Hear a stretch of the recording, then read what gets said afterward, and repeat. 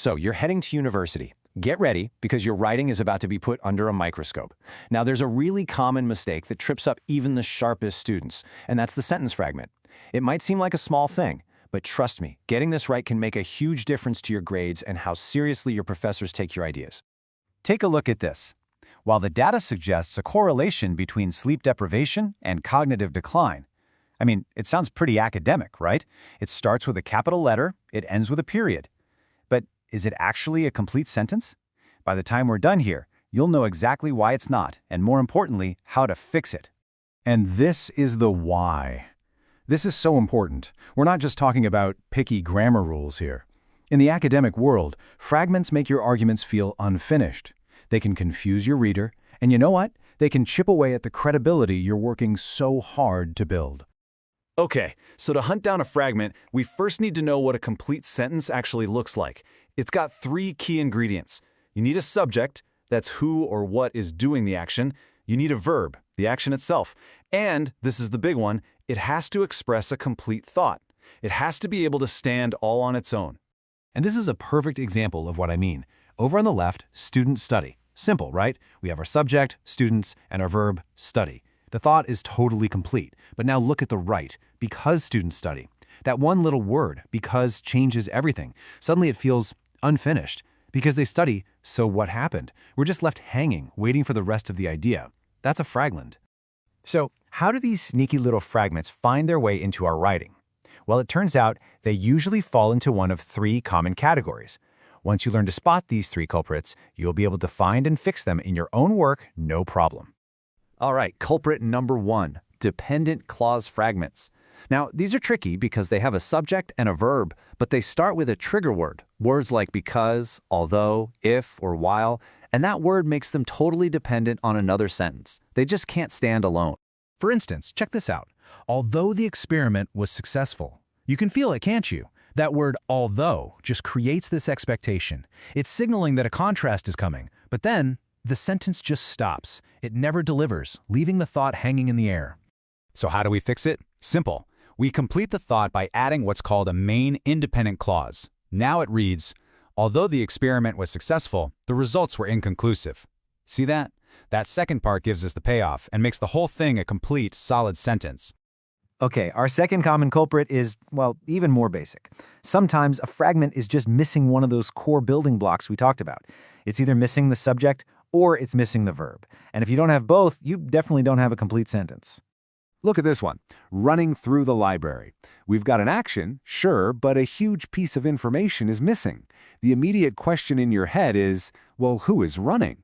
Without a subject, it's just this floating action. It's not a complete thought. And the fix, you guessed it, is pretty straightforward. We just add the missing subject and a complete verb. The student was running through the library. Boom. Now we've got our subject, the student, and our verb was running. The sentence is now clear, it's complete, it makes perfect sense. And that brings us to our third and final culprit, the added detail fragment. This one happens all the time. It's when we try to add an example or an extra piece of info, but we accidentally cut it off from the main sentence it's supposed to describe. Oh man, this one is so common. We write our main point, hit it with a period, then we add the example as if it's a new sentence. But that phrase, such as IELTS or TOEFL, it has no subject, no main verb. It's a classic fragment. It can't stand on its own 2 feet. And you know what? The fix here is often just a single piece of punctuation. By swapping that period for a comma, we glue the detail right back onto the sentence, where it belongs.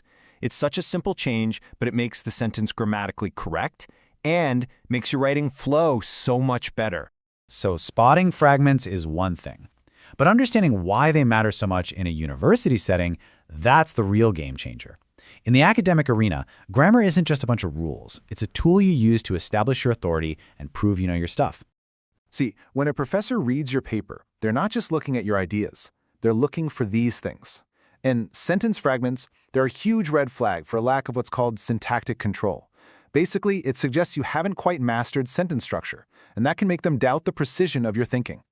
And don't think this is just a beginner's mistake. Fragments can easily sneak into really high-level writing. A phrase like, a significant limitation of the study. It sounds all formal and academic, but it's just a phrase. It has no verb. It tells us what, but not what about it. But watch what happens when we just add a verb, is, and finish the thought. A significant limitation of the study is the small sample size. We just transformed it from a vague label into a clear, authoritative statement. This is the kind of precision that builds credibility in your academic writing. Okay, so we know what they are and why they matter. Now for the most important part. A simple, practical strategy you can use to hunt down and eliminate fragments from your own papers before you hit that submit button. Here it is, your 3-step strategy. It's super simple. First, read your paper out loud. I'm serious. Your ears will often catch pauses and incomplete thoughts that your eyes just skim over. Second, go on a hunt for those trigger words like although or such as, and just double-check that they're properly connected to a main sentence. And finally, go through and check every single sentence for a main verb. If you do this, you'll catch most of them. Now, it's worth pointing out that in other kinds of writing, like novels or ads, fragments are sometimes used on purpose for dramatic effect. That's totally fine there. But it's absolutely crucial to remember that in the world of academic writing, where clarity and precision are king, they're almost always considered an error. So, let's just quickly recap the main points. A fragment is simply an incomplete sentence. It's missing a key part, a subject, a verb, or it doesn't express a complete thought. Fixing them isn't just about grammar, it's about making your writing clearer, your argument stronger, and boosting your academic credibility. All right, before we go, I want to leave you with one last really powerful tool. It's a single question to add to your editing checklist that's going to help you catch these errors every single time. That's it. That's the question. Before you turn in any paper, any lab report, any essay, just go through it one last time and ask yourself for every single sentence, is this grammatically complete? Making this one little question a habit can seriously improve your confidence and your performance. Remember, strong writing always begins with complete sentences.